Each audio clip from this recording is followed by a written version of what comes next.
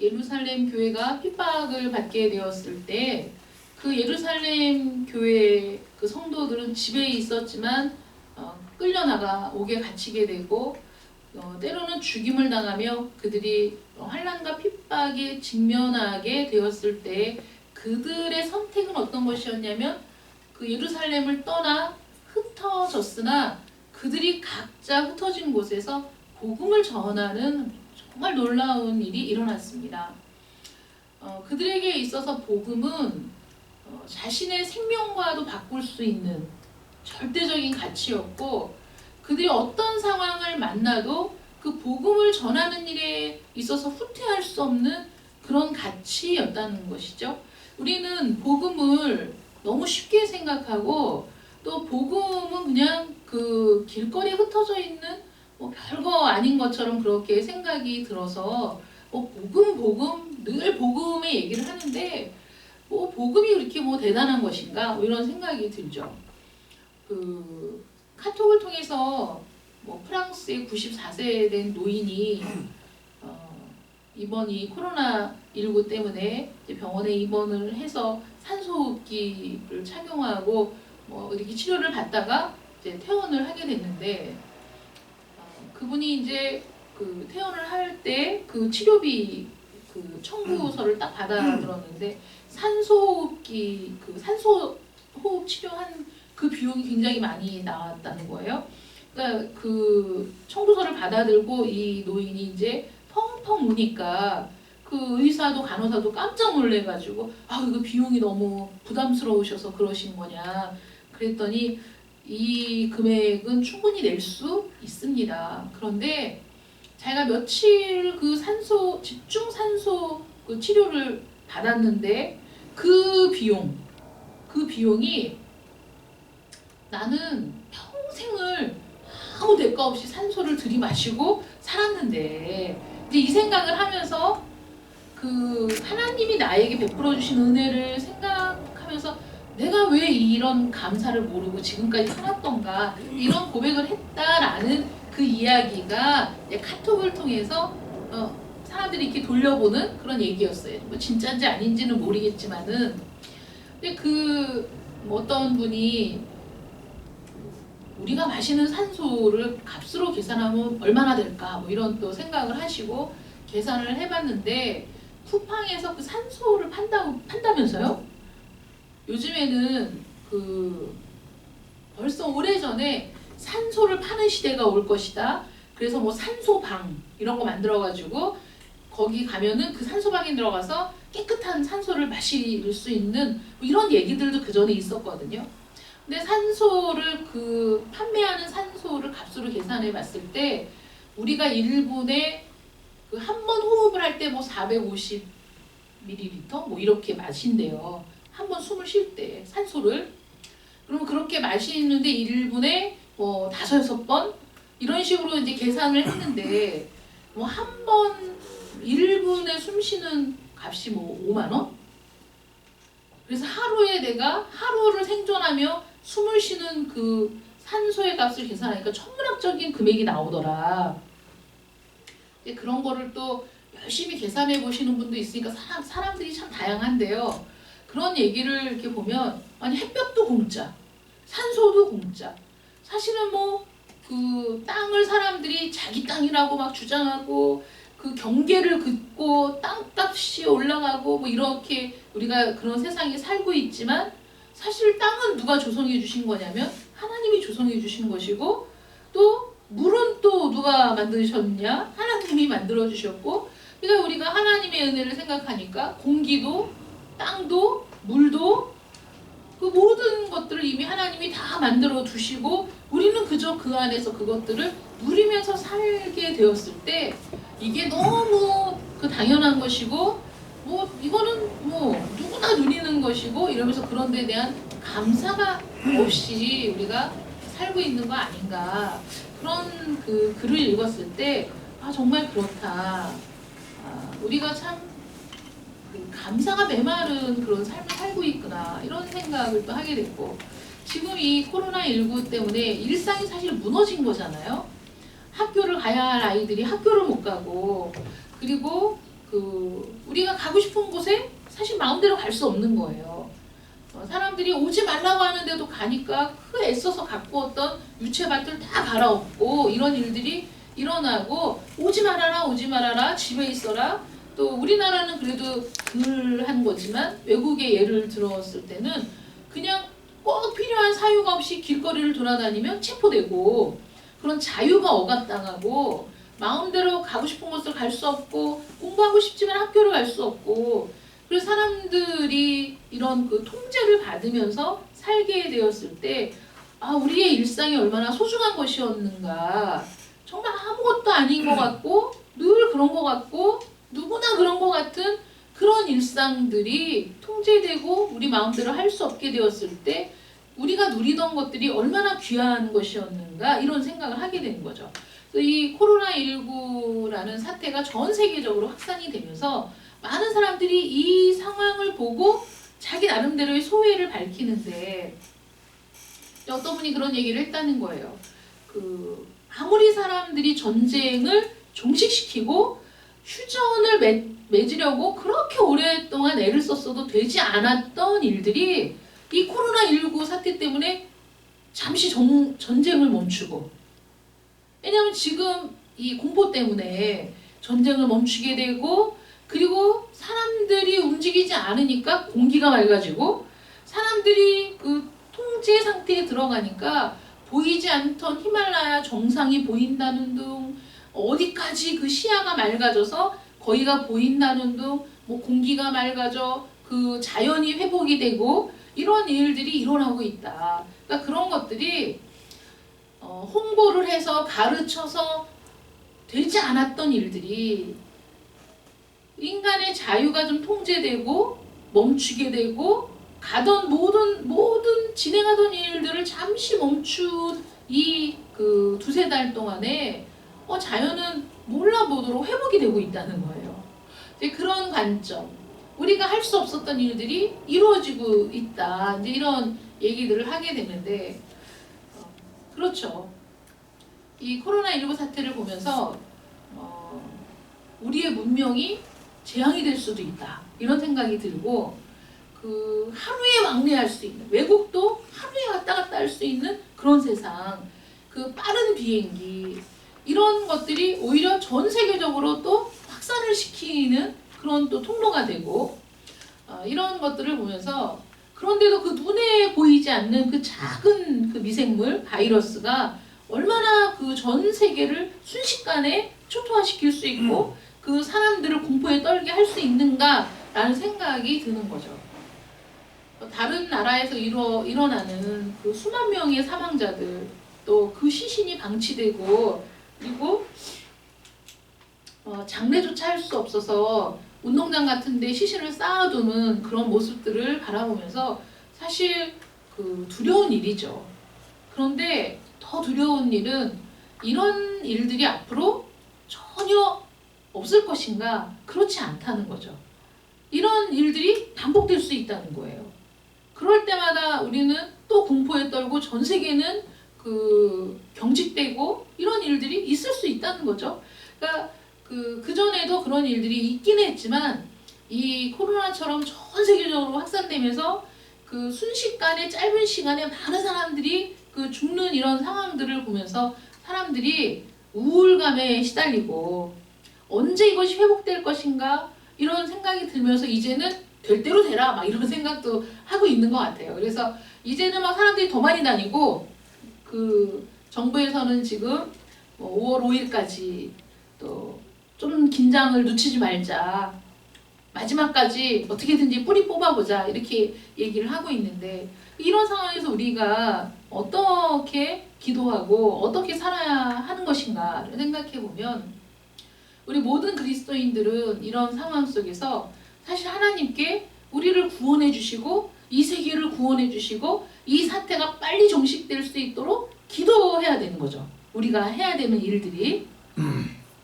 그래서 예루살렘에 핍박이 몰려왔을 때 그들이 흩어졌으나 그들이 해야 될 일은 거기에서도 그대로 진행했던 것처럼, 왜냐하면 우리가 핍박을 받았지만 우리가 간 그곳에도 구원이 필요하고 그 사람들도 복음을 들어야 되고 그 사람들에게 하나님이 갖고 있는 열망, 하나님의 뜻이 그들을 구원하는 것이라는 사실을 분명히 알았던 이들이 자신들의 생명을 걸고 그곳에서도 복음을 전했던 것처럼 우리도 나만 잘 살고 나만 피해가 없으면 되고 우리나라만 이 역경을 극복하면 된다는 그 생각을 뛰어넘어서 세계 모든 곳에서 고통받는 이들, 지금도 그 사랑하는 가족의 죽음조차 함께 할 수 없고 그 죽음 이후에도 제대로 장례를 치를 수 없는 그들의 고통을 바라보며 우리가 할 수 있는 일이 무엇인가? 우리가 함께 지금 중보의 기도를 해야 될 때다. 어떻게 중보해야 됩니까? 하나님, 저들을 구원해 주십시오. 하나님, 이제 속히 우리를 구원해 주십시오 라고 기도해야 된다는 것이죠. 종려주일에 여러분 생각해 보세요. 종려주일 이렇게 말씀을 보시면 이제 복음서의 종려주일 그 상황이 이제 묘사가 되어 있는데 예수님께서 나귀 새끼를 끌고 와라. 그러니까 제자들이 끌고 왔어요. 사람들이 한 번도 사람을 태워보지 못한 나귀 새끼이기 때문에 안장이 없어요. 근데 뭐 말을 탈 때도 안장이 없이 타는 게 얼마나 힘들겠어요. 아프고. 그러니까 안장이 있어야 되는데 사람들이 예수님이 그 나귀 새끼에 타려고 하니까 자기의 겉옷을 벗어서 나귀 새끼 등에 옷을 펼쳐준 거예요. 그러니까 그거는 그 안장을 만들어준 거예요. 예수님이 타실 수 있도록. 그렇게 하니까 많은 사람들이 자기들의 겉옷을 벗어가지고 또 어떻게 했냐면 길에 깔아줬어요. 예수님이 예루살렘에 들어가시는 그 길에 깔고 어떤 사람들은 또 그 종려나무 가지를 꺾어 와서 그 길에 또 깔아줬습니다. 그 모습을 우리가 그냥 뭐 이런 일이 있었네 라고 지나가지 말고 한번 상상을 해보세요. 사람들이 예수님의 타실 나귀 새끼 등에 겉옷을 벗어서 얹어주고 그 발 앞에 많은 사람들이 옷을 벗어서 깔아주는 모습을 생각해 보시라고요. 그 로마의 장군이 개선 장군, 전쟁에서 승리하고 로마로 들어올 때 로마의 그 성문을 들어올 때 양탄자가 쫙 깔리고 개선 장군에게 또는 왕이 입성할 때 양탄자를 그 앞에 굴려가면서 쫙 깔아줘서 양탄자를 밟고 왕이 들어오게 해주잖아요. 대관식 때도 마찬가지고. 근데 예수님이 지금 볼품없는 나귀 새끼를 타고 들어가시는데 백성들의 마음엔 왕을 맞이하는 마음으로 자기의 겉옷을 벗어서 나귀 새끼 등에 올렸거든요. 그런데 이스라엘의 옷은 그냥 이렇게 통 옷이잖아요. 우리는 뭐 입고 바지 입고 입지만 그 사람들은 통옷이에요. 그러니까 속옷을 안에 입고 그 다음에 통옷을 걸치는 거예요. 그러면 겉옷을 벗었을 때 그 사람들은 뭐가 남는 거죠? 속옷만 입고 있는 상태죠. 이런 생각을 한 번도 안 해보셨죠? 겉옷을 벗어서 길에 깔아줄 때 그들은 자신들의 수치를 두려워하지 않았어요. 자신들이 벌거벗어서 말하자면 그 속바지 하나 입고 있는 그런 상황을 개의치 않았어요. 그것보다도 더 중요한 건 예수님이 우리의 왕으로 오신다는 그 기쁨이 너무나 컸기 때문에 그들이 기꺼이 자기들이 할 수 있는 최선을 다한 거예요. 그래서 겉옷을 벗어가지고 예수님이 지나가시는 길에 사람들이 너도 나도 할 것 없이 막 그걸 깔아준 거예요. 그러니까 예수님은 그 옷을 밟고 예루살렘에 입성하신 거거든요. 그러니까 그들이 그 자기의 겉옷을 벗었을 때 얼마나 놀라운 헌신입니까? 얼마나 대단한 일이에요. 우리 같으면 그럴 수 있겠어요?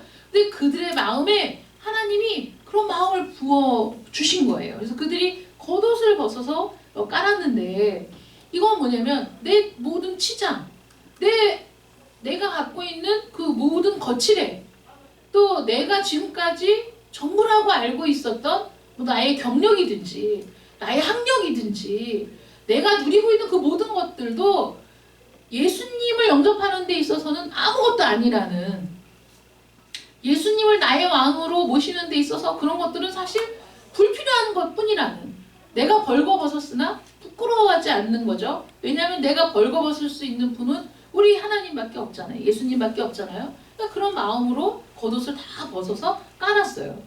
그들이 그 겉옷을 벗어서 깔고 종려나무 가지를 흔들며 했던 말이 뭐냐면 호산나. 그리고 호산나라는 말이 무슨 뜻인지 아세요? 호산나라는 말이 무슨 뜻이냐면 그 호시와 나라는 그 두 말이 합쳐진 거예요. 호시와 나. 그래서 그 히브리어로 구하옵나니 이제 우리를 구원하소서, 그런 뜻이에요. 그러니까 얼마나 간절한 말인지 아세요?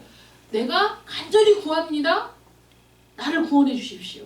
우리를 구원해 주십시오. 그 말이 호슈아 나라는 거예요. 이거를 헬라어로 히브리어를 음역했을 때 호산나 이렇게 된 거거든요.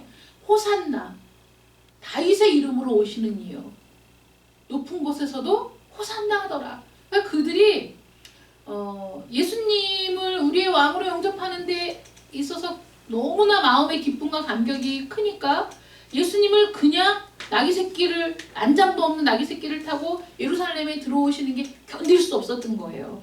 그러니까 그들이 겉옷을 벗어서 깔아주면서도 그들이 속옷 차림으로 종려나무 가지를 흔들며 예수님을 기뻐하고 찬양하며 이제 우리를 구원하실 구세주가 오셨다는 기쁨의 환호성을 막 치고 있는 거거든요.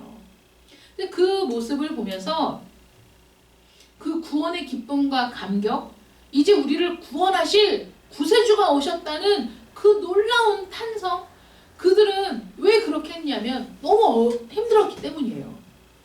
그 당시 이스라엘의 대부분의 사람들은 하루에 한 끼로 연명을 해야 할 정도로 힘들었고, 그리고 그 로마의 압제를 받으면서 그들이 많은 부분에서 억압을 당하고 있었어요. 종교에 있어서는 자유를 줬지만 그 외의 모든 부분은 억압을 당하고 있었어요.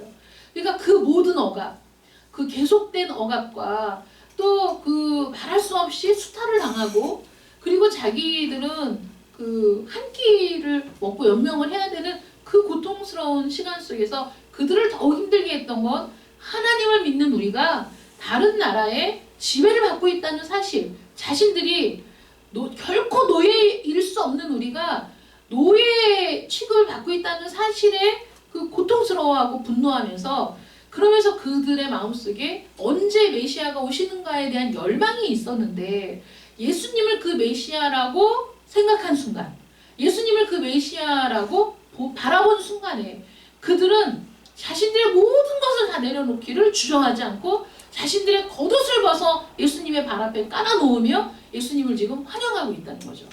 그런데 대조적으로 권력을 갖고 있는 사람들은 야 시끄러워, 잠잠해, 이렇게 얘기했어요. 성경이 그렇게 기록하고 있어요. 야 니네는 뭘 그렇게 떠들고 있어, 아 이게 무슨 소란이야, 조용히 해, 잠잠해, 그렇게 하지 말아라. 그들은 로마와 야합하고 작당하고 그들의 권력의 힘을 빌어 자신의 권력으로 삼고 자신들이 그 부를 쌓았던 이들, 거기에서 권력을 누리며 거기에서 부를 축적하며 살던 사람들은 이런 그 백성들의 고통과는 무관했던 사람들이고, 그래서 그들은 이들의 함성이 듣기 싫고 그런 소요가 자신들의 부와 권력의 기반을 흔들게 될까봐 그래서 그들은 반대했던 것이죠. 그런데 우리가 어떤 마음이어야 하냐면, 우리는 예수님이 우리의 왕이라는 그런 그 눈이 뜨여졌을 때, 그런 인식이 새로워졌을 때, 우리는 그분을 위해서라면 우리의 모든 것을 다 던져도 아깝지 않다라는, 그게 바로 구원에 대한 열망이거든요. 내가 구원받지 못하면 무슨 소용이 있어요? 내가 구원받지 못하면 무슨 의미가 있어요? 여러분, 아무 의미가 없는 거예요. 구원받지 않으면 이 세상에서 아무리 잘 사는 것도 다 소용이 없는 거예요.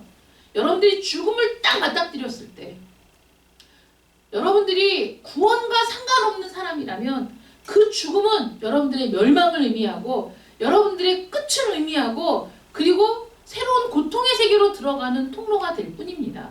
그러나 우리가 구원받았을 때 우리의 죽음은, 우리 부활주일에도 말씀을 나누었지만, 죽음이 끝이 아니고 소멸이 아니고 멸망이 아니고 영생의 길로 들어가는 문을 열고 우리가 들어가는 것이거든요. 영원한 삶을 어떻게 살 것인가를 우리가 지금 선택해야 되는데, 전자레인지 하나 사는 것도 순간의 선택이 10년을 좌우한다고 그런 광고 카피가 있었던 것처럼 지금 내가 살아있는 이 육신을 갖고 있는 이 순간에 내가 영광의 왕 예수 그리스도를 나의 구주로 영접하는 일만큼 중요한 일이 없다는 거죠. 그 기쁨을 맛본 사람, 그 놀라운 은혜를 체험한 사람은 흩어져도 복음을 전할 수가 있어요. 이 고통을 종식시킬 수 있는 방법이 뭐냐? 이 고통을 끝낼 수 있는 방법이 뭐냐? 이 세상에 어떤 것으로도 끝낼 수 없어, 종식할 수 없어. 코로나19 사태는 끊임없이 밀려올 것이고 메르스, 사스, 신종플루, 코로나19 끊임없이 우리의 삶을 위협하고 전 세계의 경제를 위협하고 많은 사람을 죽음에 이르게 할 수 있는 일들이 앞으로도 언제나 반복되어 우리에게 다가올 것이라는 거죠.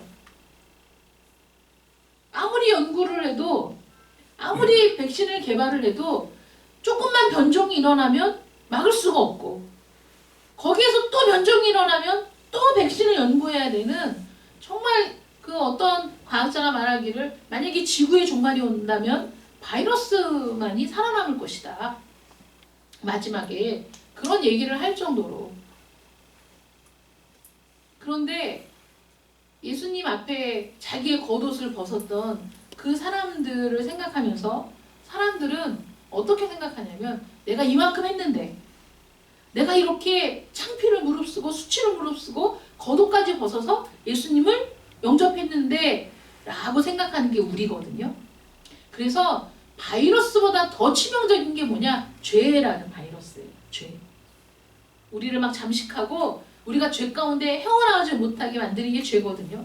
우리는 하나님 앞에서 자랑할 게 아무것도 없어요. 왠지 아세요? 우리는 겉옷을 벗어서 예수님의 발 앞에 깔았지만 예수님은 우리를 구원하시기 위해 속옷까지 벗겨지신 분이에요. 그저 그 거의 알몸인 상태로 채찍에 맞으시고 피를 흘리고 십자가에 달려 많은 사람들 앞에 수치의 대상이 되었어요. 겪지 않아도 될 일을 겪으신 거고 그 일을 겪기 위해 하늘 영광 보좌를 다 버리시고 이 땅에 오신 거죠. 우리는 그저 겉옷을 벗어서 깔았지만 예수님은 속옷까지 벗겨질 그 고난의 십자가를 기꺼이 짊어지셨어요. 우리를 위해.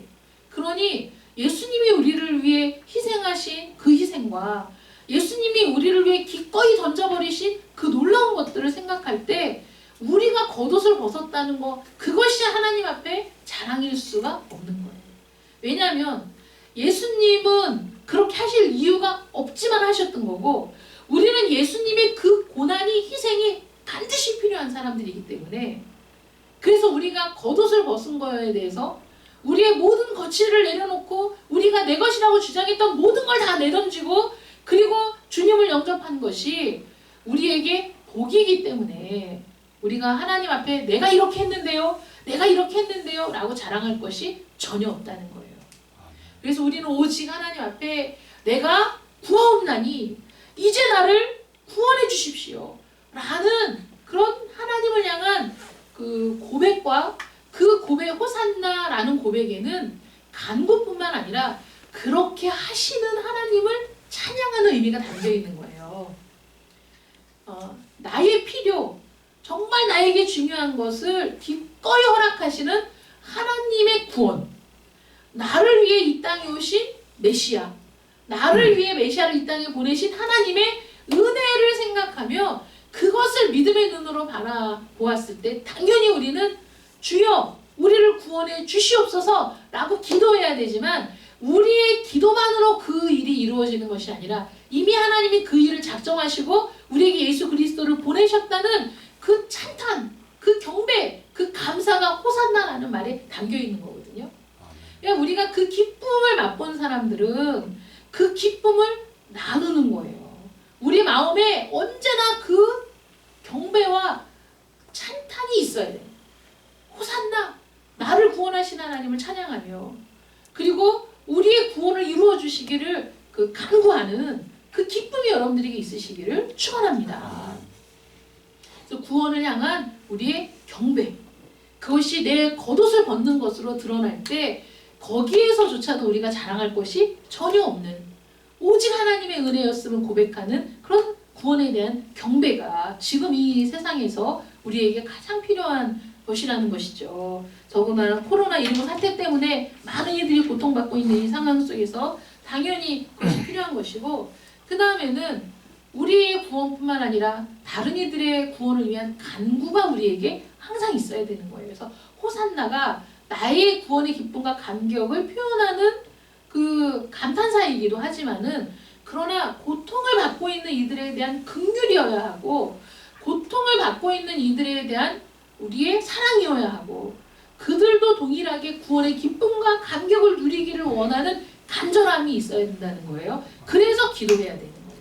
그래서 호산나라는 말에 우리의 간절함이, 우리의 간구가 거기에 있어서 정말 이 시대에 더 이상의 희생자가 나오지 않고 그 수없는 사람들의 고통과 절망 가운데 역시 우리가 해야 할 일은 구원을 선포하는 것이라는 사실을 잊어서는 안 된다는 거죠.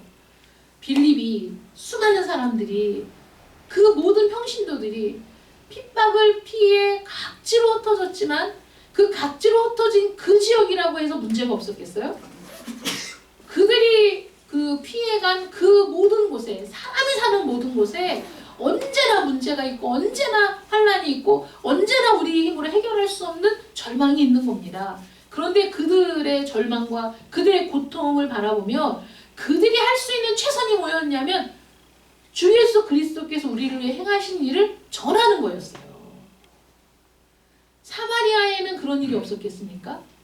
여러분, 사마리아도 하나님을 향한, 메시아를 향한 그 대망의 그 열정이 있었지만 정확한 지식도 없고 예수 그리스도에 대한 지식도 없고, 그리고 그 메시아가 왔다는 것도 인식하지 못하는 그 사람들이었죠. 그들도 그 당시에 굉장히 힘든 삶을 살아가고 있었는데, 그들에게 주 예수 그리스도에 관하여 빌립이 전했을 때 그 성에 무엇이 가득했다고요?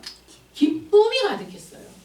현실이 변한 게 아니라, 절망적인 상황들이 일시에 해소돼서 그런 게 아니라 주 예수 그리스도께서 우리를 위해 행하신 일을 그들이 들었을 때, 그래서 그분을 자신의 왕으로 영접했을 때 그들의 마음에는 기쁨이 가득했어요. 그 성에 기쁨이 가득했어요. 여러분, 이거는 그 마음에 기쁨이 가득하고 우리의 생각이 바뀌고 마음이 바뀌어서 우리가 정말 그 예수의 은혜로, 성령의 은혜로 새로워졌을 때 우리는 이 세상을 살아가는 새로운 마음, 이 세상을 바라보는 새로운 관점이 생기는 겁니다. 그래서 현실이 변하지 않아도 우리 마음에 기쁨이 가득해요. 상황이 달라지지 않았지만 우리 마음속에는 말할 수 없는 희열이 가득하고, 그리고 주의 은혜로 살아갈 수 있다는 소망이 생기는 거예요.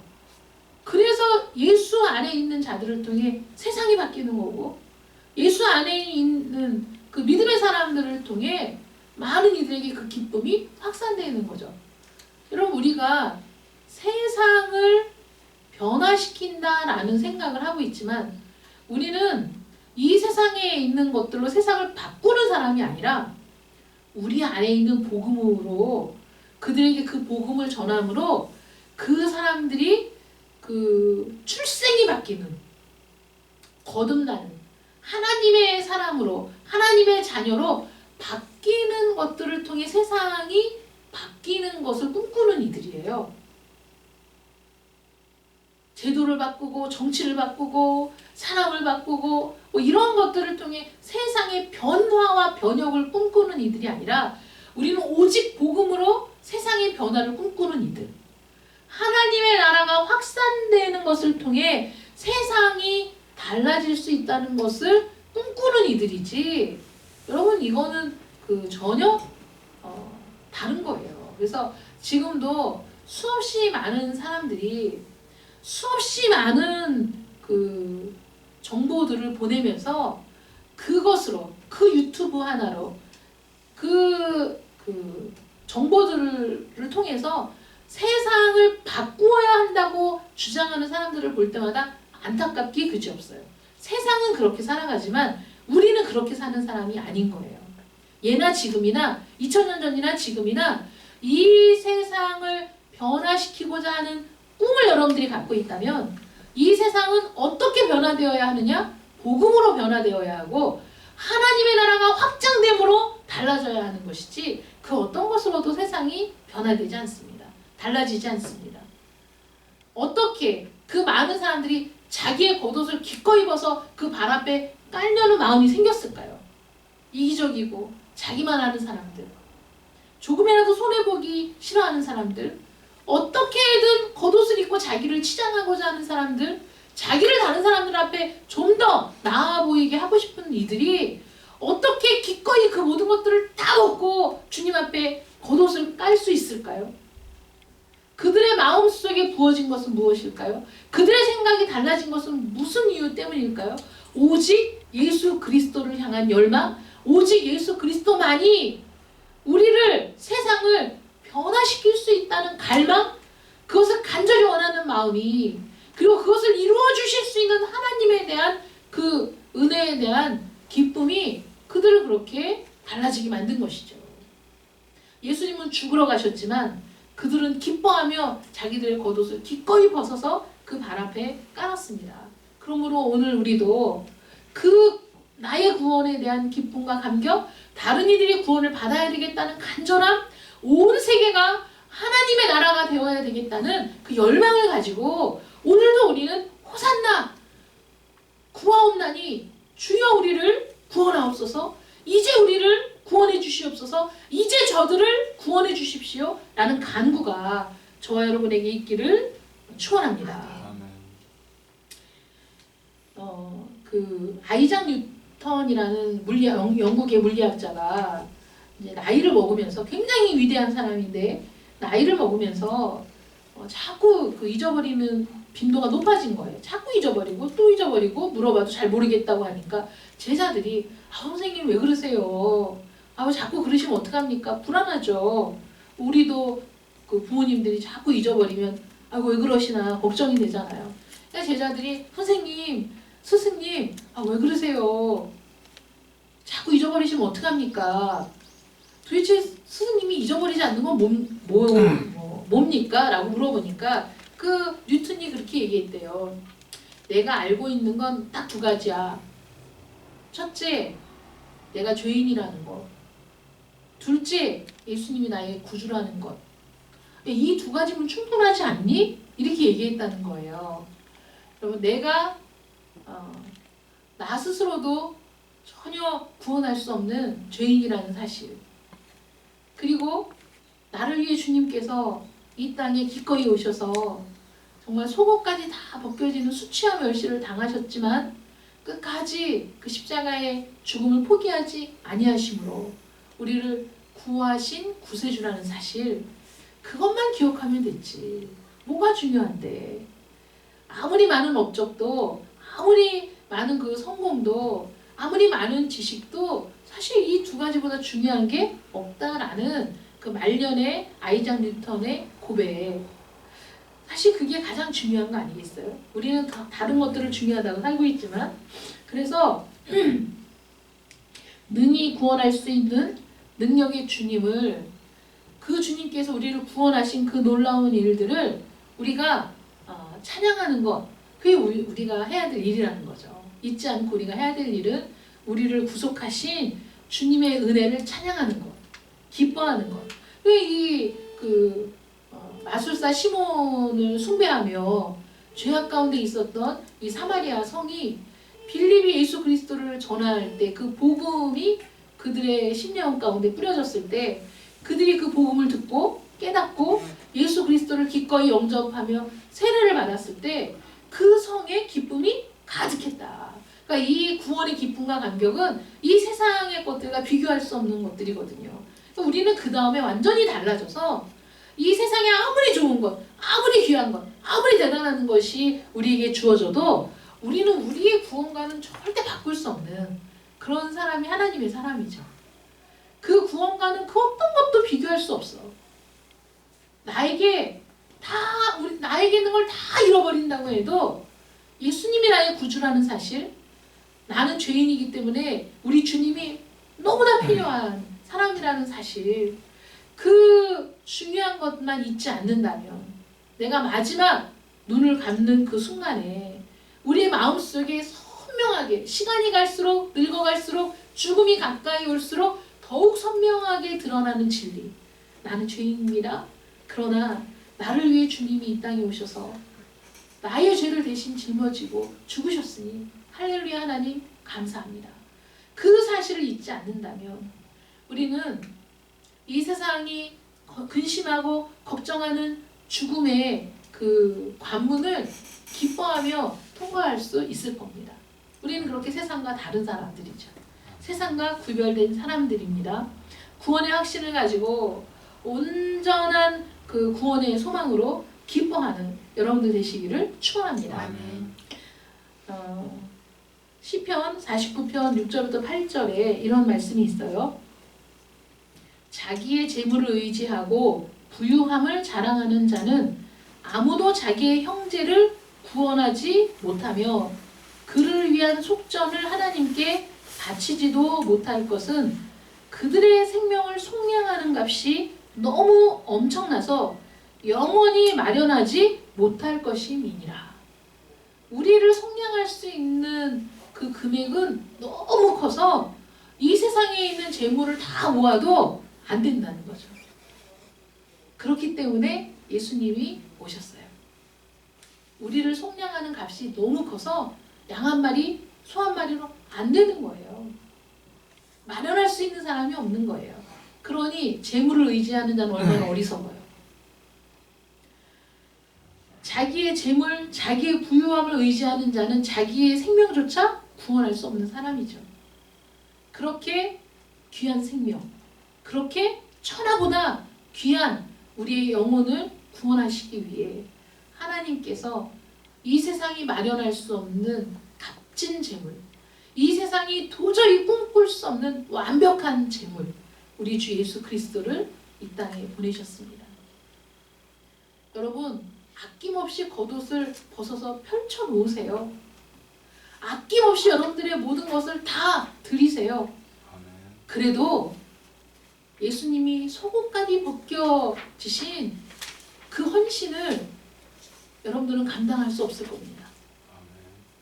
죄 없으신 분이 머리카락을 뽑히고 수염을 뽑히고 침뱉음을 당한 그 수치로 인해 우리가 구원받았다는 그 놀라운 감격은 정말 이루 말할 수 없는 겁니다. 그 기쁨과 감격이 우리에게 있는 한 어떤 절망스러운 현실이 다가와도, 어떤 힘든 상황이 우리에게 다가와도 우리는 구원의 기쁨과 감격으로 살게 될 줄 믿습니다.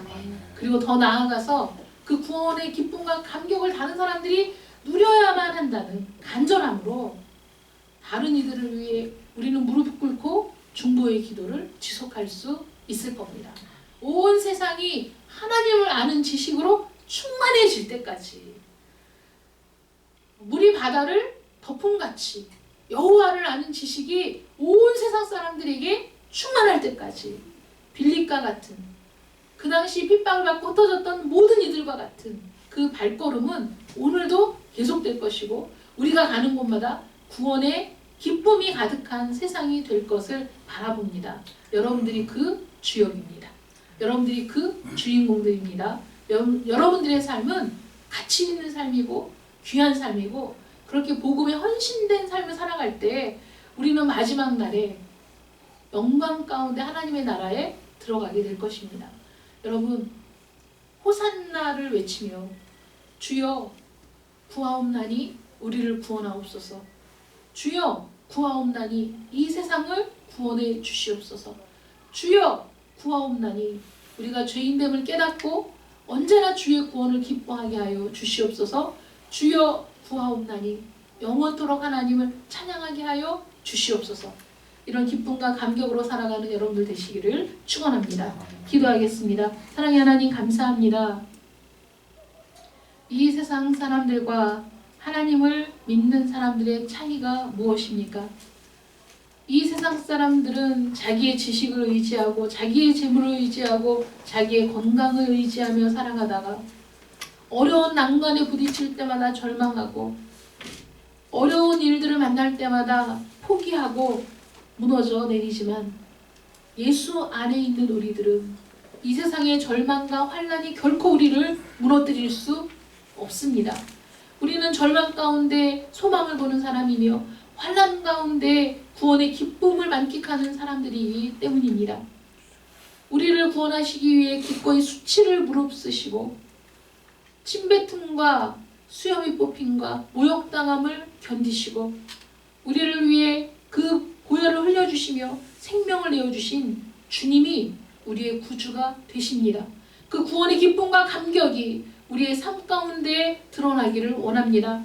아버지 하나님, 예수님께서 예루살렘에 입성하실 때 그들을 환영했던, 예수님을 환영했던 그 수많은 인파들, 그들이 외쳤던 호산나, 그 외침이 오늘 우리에게 필요한 외침인 줄 믿습니다.